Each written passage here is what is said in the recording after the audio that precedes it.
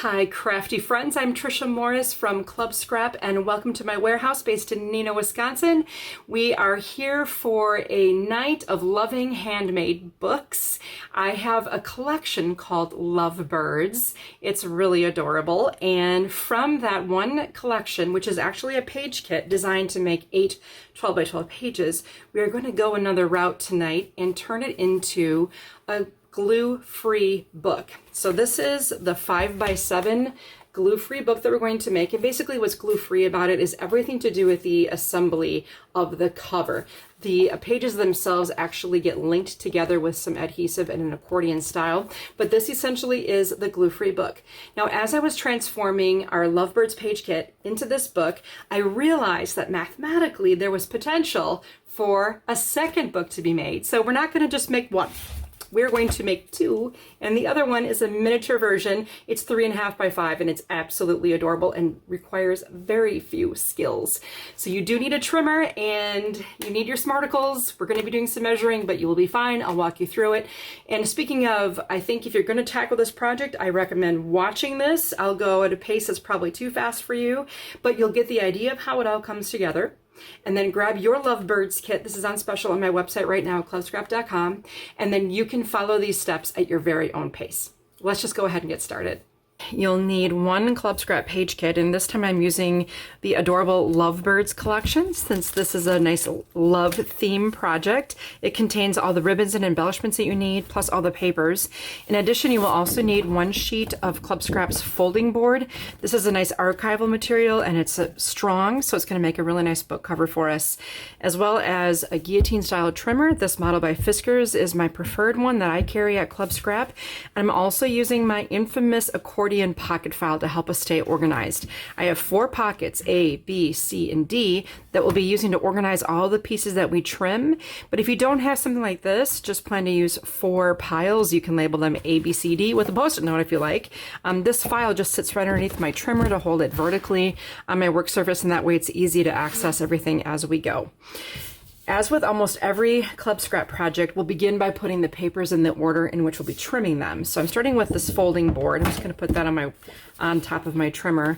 And then we're going to find the dark pink plain. Now there's a dark pink, a cranberry, and a light pink. So that's the dark pink. This is the cranberry that we need next.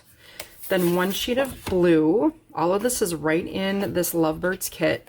1 sheet of white plain, and then 2 of the bird prints. So these are the prints that we're using, and I'm just going to put those face down on my stack. Then we'll trim 2 floral prints. Those are these. And then another dark pink.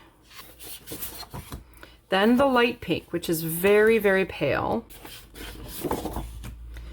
Then we'll continue with 2 more cranberry.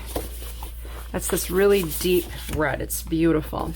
Then another white, a light pink, a dark pink, and the blue. That's all the regular paper that we have. Plus there are 2 sheets of cut aparts, and at your own pace and time you can trim these cut aparts apart into different sections of artwork and use this to decorate both of your glue-free books. So those will go face down, and I'll flip the stack back over, which brings us back to that folding board sheet on the top. Now, since the folding board will not be folded in this case, it doesn't matter how we put this into the trimmer, and we're going to trim just at 7 inches. That's going to be the most common measurement of our whole entire project. Now rotate, and I'm going to give you a weird measurement, but you can manage it. It's no problem. It's 10 7/8. So basically it's almost 11. It's halfway between 10 3/4 and 11. We'll find 10 7/8. Then trim at 10 and 5. And these are going to be the covers for our 5 by 7 book, and those will go in pocket A. Next, you'll see 2 remaining strips. The skinniest one also goes in pocket A, and the larger one can be set aside as a scrap. Now the remaining 5 by 12 we'll trim, again, it's sort of a weird measurement. It's 7 5/8. Now that's halfway between 7 1/2 and 7 3/4. You're going to find 7 5/8, and then 7 and 3 1/2. Now these two pieces are going to be the cover for our smaller book, and this narrow little strip will be like a sidewall support for that. So all of these three pieces go in pocket C. That leaves you with one squarish piece of board left. We'll set that aside as a scrap. Moving on, we have a lot of papers to trim the same way. So we're gonna start out with this dark pink, and we're gonna check the grain direction of the paper. To do that, hold it by an edge and study whether the paper is stiff or if it's flexible. Then hold by a different edge and you can see how much more droopy the paper is in this direction. I want my paper drooping easily top to bottom when I place it in the trimmer. And I'm gonna repeat that exercise to determine the grain direction for this cranberry. So both of these will be trimmed at the same time at 7 inches. These will be pages for the large book. I'm going to set those aside to be scored. These are the pages for the small book, and I'll set these aside to be scored. We'll repeat that for the blue and the white. Check your grain. Just cut it 7. That's it. And then finally the 2 bird prints, same story. Just trim at 7. And set them aside to be scored. Next, we're going to take these floral prints, and again, you may substitute with papers from your stash, and also you probably want to just observe how this book is made the first run through, and then watch this again at your own pace to make your very own book.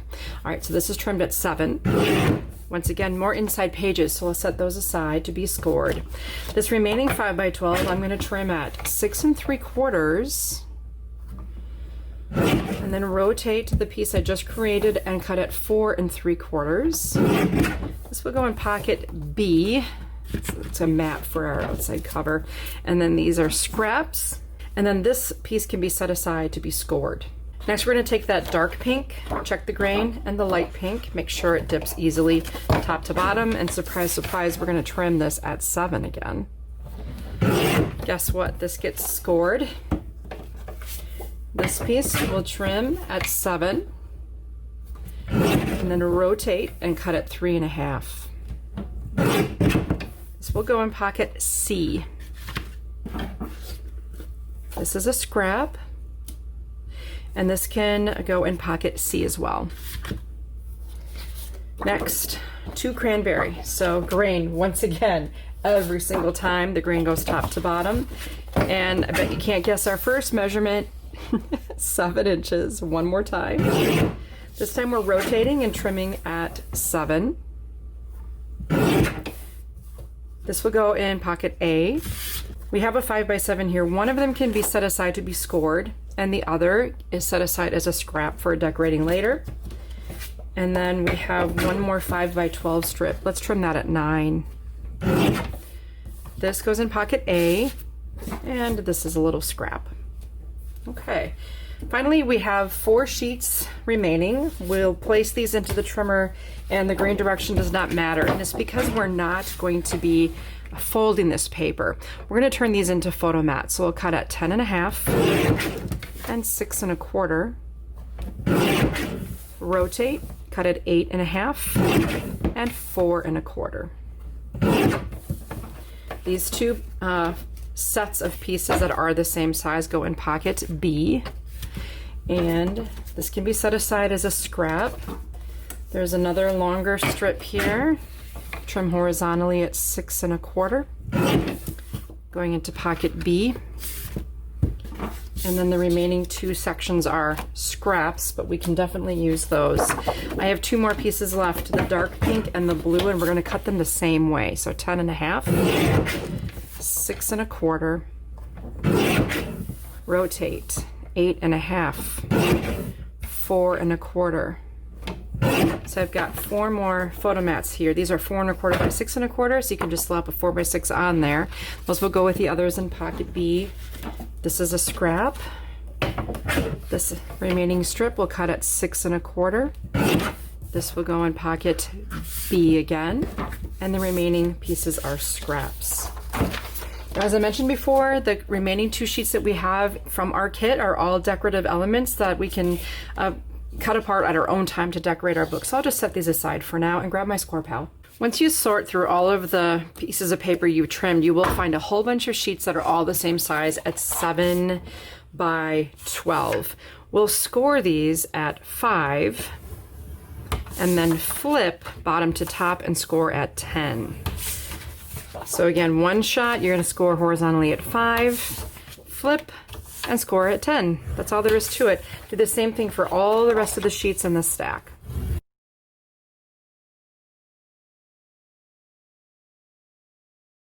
Next, you'll find a whole bunch of sheets that measure 5 by 12. So these get scored just a little bit differently. We'll start out by scoring at 3.5 and 10.5. Then flip the paper bottom to top again and score at 7. So again, that's 3.5, 10.5, flip, and 7. Repeat that for all the remaining 5 by 12s.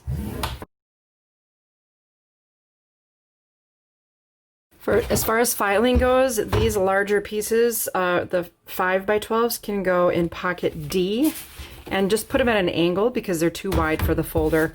And these larger 7 by 10s, those can go in pocket B if you want to have those tucked away safely. Now we just have 2 more pieces left to score. These are going to become the spine of our book. So I want you to start out with this one scoring vertically at 2 and 3 inches. And this can go in pocket A. And then we have, I guess we set both of these aside, but we only need one, so the other can be a scrap. Now this is 5.25 by 5. So make sure you're scoring horizontally so that the 5.25 inch edge is aligned with the top of your score pal. We'll score at 2.25 and 3. And this can be placed in pocket C. With all of this prep work done, I'll get rid of my score pal and clear my workspace. You are going to love how simply this comes together. I'm taking everything out of pocket A, and while I know I promised a glue-free book, we will be doing just a little bit of gluing. I decided right away that we are going to reinforce the spine of our books. We might as well just get that out of the way. I have made a crease on each score line of my spine, which I think measures 5 by 7. I'm going to apply some bookbinding glue to this piece of black folding board, and I'll place this on what will be the inside of the spine. It will match right up with the edge, and it's just going to give my book a little bit of extra strength on the outside edge, which I think is really a nice advantage. Again, that's what using folding board is all about. It's a wonderful book building structure. Okay, now we have these weird shaped pieces plus our book covers, and these come together in such a cool way. Begin by placing the piece of folding board center top to bottom onto one of these pieces that is 5 inches wide by, I believe it's 9 inches tall. So the widths are the same, and this is a little bit longer. I have it centered top to bottom. And now simply take this flap and wrap it around the folding board. If you would like, you can use a bone folder to burnish the crease, and then do the same on the other end. Just give it a little bit of a wrap around here. And you can repeat that for the other book cover. Then remove the prepared little folds from the black folding board. And now you need to find out, since this is a square, you need to find out which direction the grain wants to bend. And obviously when I do this, I get no resistance at all.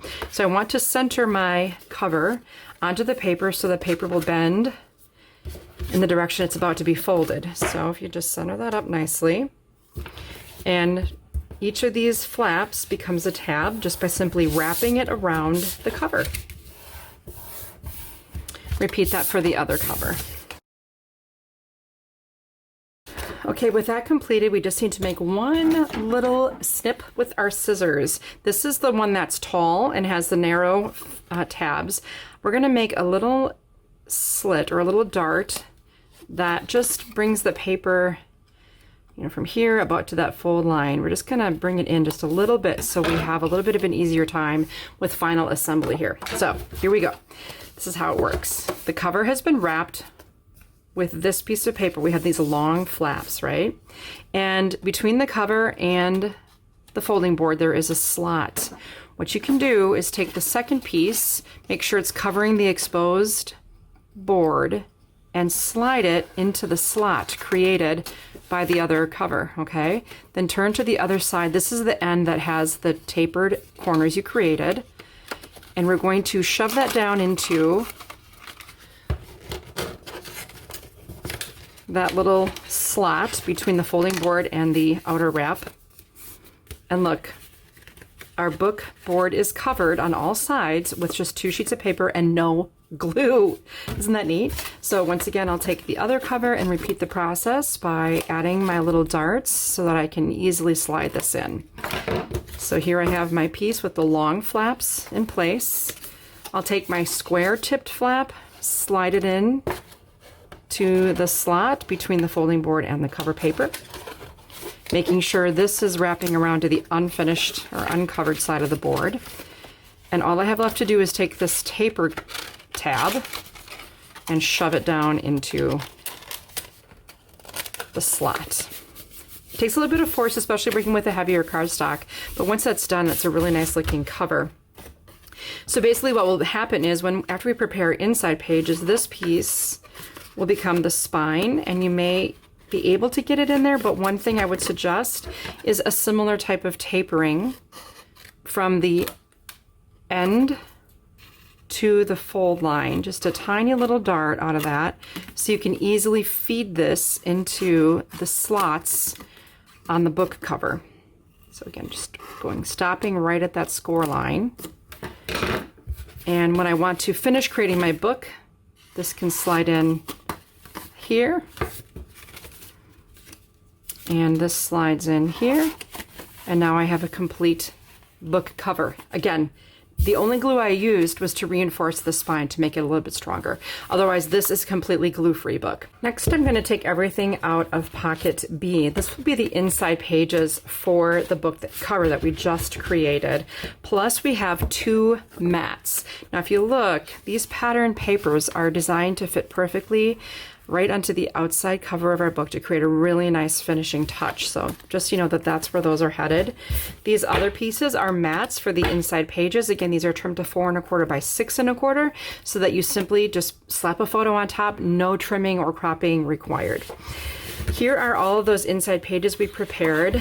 Each one has 2 score lines, one with a bump and one with a divot. So make sure you bury the bumps of your score lines. So this is going to be buried inside the fold. And then we will fold the other piece in the opposite direction so that we bury that bump as well. Repeat that whole folding process for every single page that you've scored by burying the bumps and essentially accordion folding all the papers. Once they've all been folded, you can burnish those fold lines with a bone folder.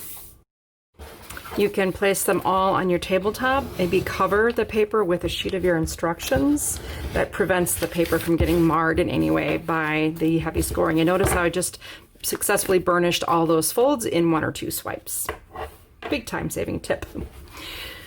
The next thing you can do is put the pages in the order you'd like to see them appear in your book. So it just kind of depends. You might want to alternate your prints, your lighter colors, your darker colors, and then your plains in between, however you kind of see this coming together.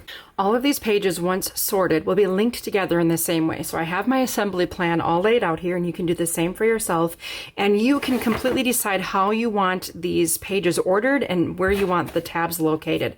What I'm going to be doing is using some glue. Now, I said this is a glue-free book, but I do need to adhere these, and my adhesive of choice in this case will be my bookbinding glue. You could also use just your favorite dry adhesive. I like to use a wet glue for situations like this when I want time to be able to adjust the paper that I'm attaching to this flap. So here I have a valley fold starting, and then I have a mountain fold here. I'm going to attach the end of the next sheet to that last mountain fold of the previous page and line up those edges as best as I can. I'm not going to tuck the tab over the top of this because it will alter the size of my book pages, and I don't want that. I want it to be nice and consistently sized. So now when I close this, I can see yet another tab, which I will place my adhesive on the flap and connect the free edge of the next sheet. So I can line that up, make sure it's nice and straight, and adjust as needed. Again, the advantage of using a wet glue for this situation. Looks good. Then I have another tab, and I'll just proceed by connecting all of these pages end to end to create this long accordion for the inside pages of my book. Now that this book block is completed, we're almost ready for final assembly. We have to do a little bit of preparation, however, and I think I'm going to have you do the same thing. Once you determine the first page of your book, we'll want to taper these ends or the sides just a little bit so this can slide easily into the covers that we've prepared. So again, notice I'm just with my scissors, I'm cutting a very small dart into that first sheet so that I can slide this in. Now on the other end, you'll notice you'll have this extra tab as well. That needs to be removed, and it can be done so just, you know, with just a scissors. It doesn't have to be anything accurate. You can use a trimmer as well if you want a nice straight line. Just removing some of that and then just adding a slight dart so I can slide this easily into my cover. I'm also going to cut off from the end just about the same 1 inch we have going on with the flap, so that we don't end up with excessive paper that can get caught on the flap of our book. I'll do the same thing on the other side. Just make sure you remove about 1 inch from the edge of this end page. Okay, now for my covers, I'd like to have a closure, and there's a lot of ribbon that we include in every collection. Much of it would be very appropriate to help us create a closure for our book. So I'm going to take my covers, and this is the one that's vertically been wrapped. That gives me access to the side of the book where I can thread my ribbon between the layers of the cover. So that's between the folding board and the cover paper. I'll do the same for the back cover. Next, I'll take the end paper here and slide this into the same spot where the ribbon is living on each end. So now my covers are officially going to be attached to the book.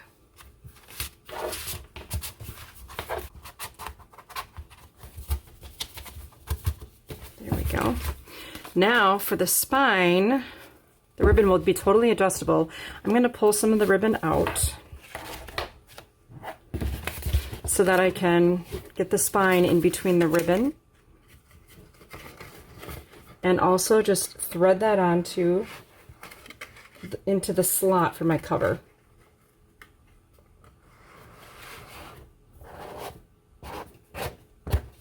So now when I pull the ribbon into equal lengths and I can line it up and back in the center, it's completely loose in there. Again, there's no glue holding anything in place, but this ribbon just really helps the book be stable. And then when you're not enjoying it, you can tie the book closed and trim the ends as you desire.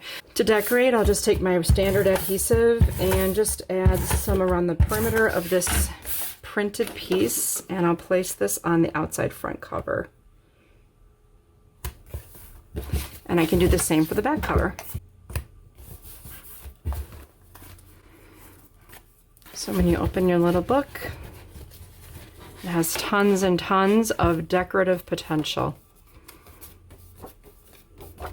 All those accordion pages. This would be a wonderful gift for a bride or for a shower gift. And then you still have all of these pre-cut photo mats now that you've prepared that will fit right in scale onto these pages wherever you would like them. Plus you have the cut parts that can then be added. Originally, I intended to just stop here with this one book, but what I found was, as I was trimming all the papers, I ended up with these 5 by 12 strips, which, believe it or not, beautifully make a second book of the same nature, just in a different size. So what you'll do for that pocket C material is, once again, you have your spine, which you can fold by burying the bumps. Take your bookbinding glue and add your support for the spine. Next, take the long pieces and center them onto the folding board and make your tabs.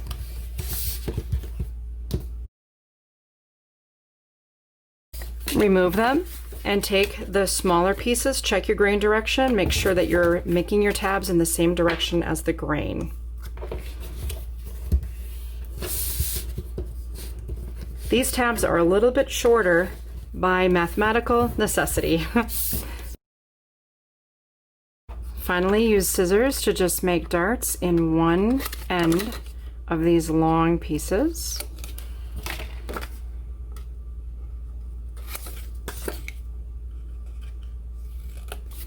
Now you can choose to keep the pink with the pink or crisscross, which I'm going to do. So I'll take, just like before, insert the squared edges onto this side,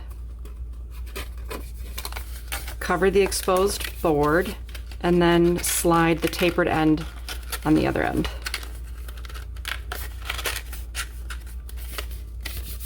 And repeat. Now you can set aside the materials for the cover and grab the remaining pages. And once again, you'll notice 3 score lines on each sheet, 2 with a bump and 1 with an indentation. So we'll simply accordion fold by burying those bumps and repeat that for all the pages and then burnish them with your bone folder.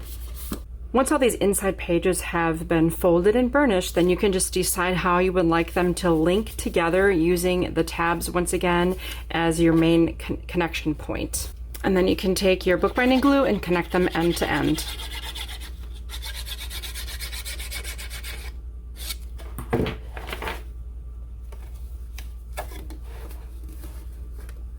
Since there is an odd number of page faces in each one of these links in the accordion, the assembly will just alter just a little bit differently than it did when we only had 2 panels in each section for the larger book. So here we have our really nice looking long accordion. And we can think about how we want to assemble our book. But first I will go ahead and just make those little darts and remove a little bit from the end here so that it doesn't get caught on the lip of my cover. Again, you can certainly use a ruler, a craft knife, a trimmer, whatever you feel more comfortable with for this final assembly. This is pretty rough. All right, for this closure, I'm going to use this pretty ribbon that was also included in the Lovebirds kit, and I'll thread it through the cover just like I did before.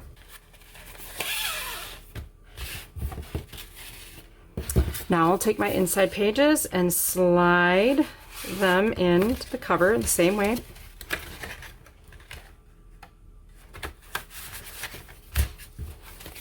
Then make sure the ribbon is kind of free of the spine area, and I can take my spine piece and thread that into the covers. I like to have my ribbon holding the spine in place on the book, which is why I'm doing it this way.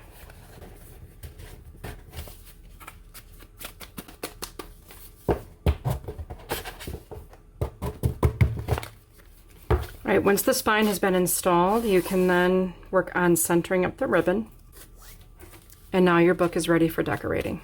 So again, that's one Club Scrap Special Edition page kit called Lovebirds. Turns itself into one large 5x7 glue-free book and one mini 3.5x5 glue-free book. Again, the only glue involved was really just linking our accordion pages together for the inside, but I just don't think there's an easier way to make a handmade book, and the results are beautiful. Now when I come back, I'm going to show you what these look like when they've been embellished with the items that came in the Lovebirds kit, as well as the cut-aparts. The nice thing really to get this project to the finish line is that all of the embellishments and the decor for your book is included right in that page kit, so you don't have to be hunting around for things that match. It's all right there. So here is the finished book cover. I've incorporated some of the ribbon, and then let's just take a quick tour of the book.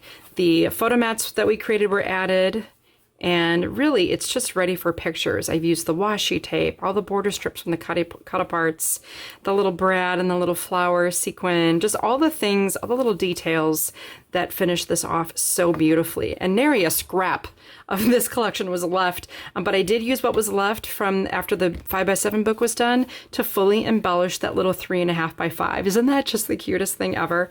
So here we have our pages. The washi tape just adds so much, and ready just for smaller pictures. How nice is this? Just a nice purse-sized book to give to someone you love and care about. So we here at Club Scrap do make a page kit every single month, and what's neat about this project is that you can make it out of any Club Scrap page kit, not just the lovebirds. So for example, this month's page kit is called Zest for Life.